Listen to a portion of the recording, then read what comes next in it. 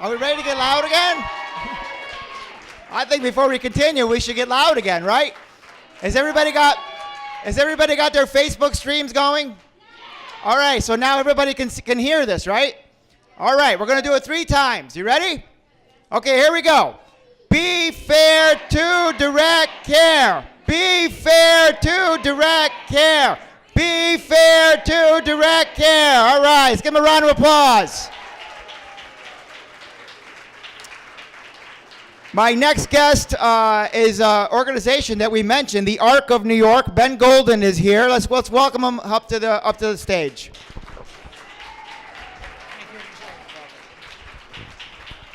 For those of you that know, and I'm sure everybody knows, the ARC is a family-led organization that advocates and provides supports and services that emphasize choice and community engagement to people with developmental and other disabilities. Something we've been talking about the entire show and the entire year and last year. So Ben, welcome. Thank you for being here. Thank you for having me.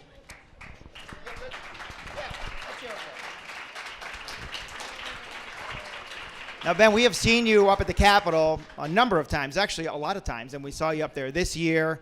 What are people saying about direct care this year? That's a great question. I think they're saying a lot more about direct care than they have in my 30-year career as a legislative advocate. I first started out in the Ways and Means Committee, and then I moved to the ARC of New York, where I've been for the last 32 years.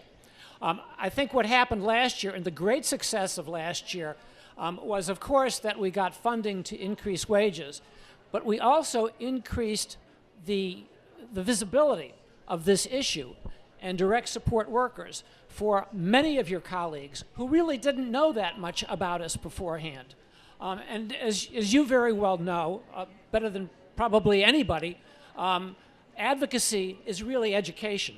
Educating public officials, bringing them up to speed, telling them about the stresses and strains that direct support workers experience in the course of their jobs, and that in convincing them that if anybody deserves and needs an increase in wages, it's these folks, and emphasizing to them the indispensable role they play in the well-being of the people that we serve. I mean, after all, things like the ADA, like the Olmstead Supreme Court decision, the Developmental Disabilities Act, and so many more major policies would mean nothing without direct support professionals.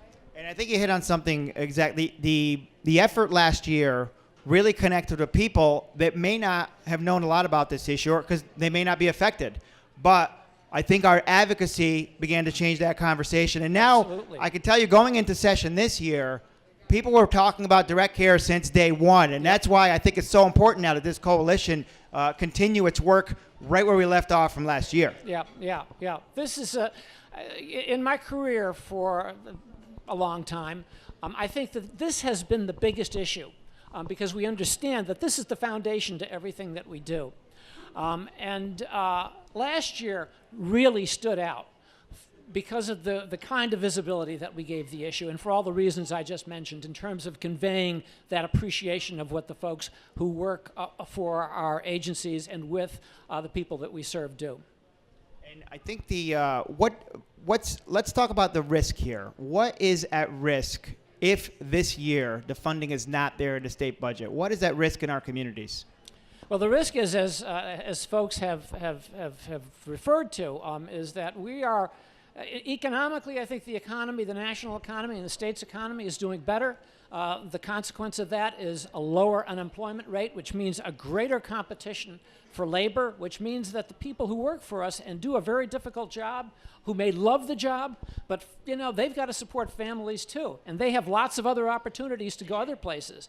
And if that funding should fall behind the kind of demand for labor that we're currently seeing, we're going to lose more and more people. And the turnover rates and the vacancy rates that you referred to, which aren't really getting better yet, are going to get worse. And that would be very bad for everything that we're trying to do. That would set us way back. So it's critical to keep marching forward.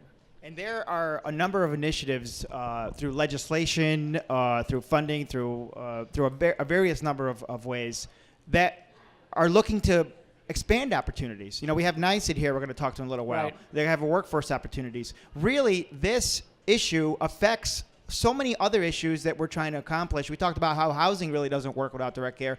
And when you think about it, there are so many different initiatives that would fall behind. This is not a standalone issue. Yeah, this is the core issue. And as you say, housing, we cannot open houses that we could open to give people residential opportunities that they desperately need because we don't have the staffing for it.